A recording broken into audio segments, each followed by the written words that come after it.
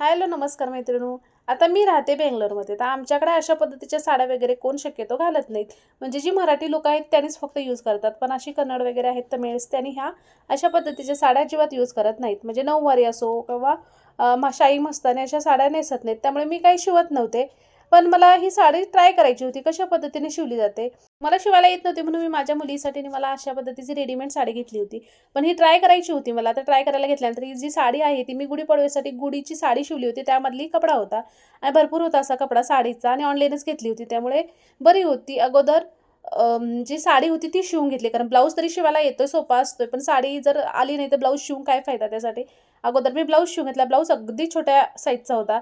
असं वाटत होतं की पहिल्यांदाच एवढा छोटा साईज शिवत होते आणि फायनली साडीसुद्धा खूप छान अशी तयार झाली.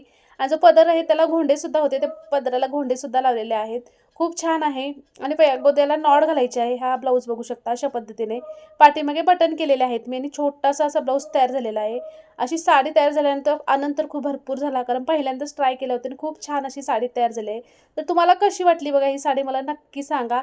1 ते 2 वर्षाच्या मुलीचं मेजरमेंट आहे. आणि याचा तुम्हाला फुल व्हिडिओ पाहिजे असेल तर कमेंट करून नक्की सांगा. आणि फायनल लूक अशा पद्धतीने दिसून येतंय.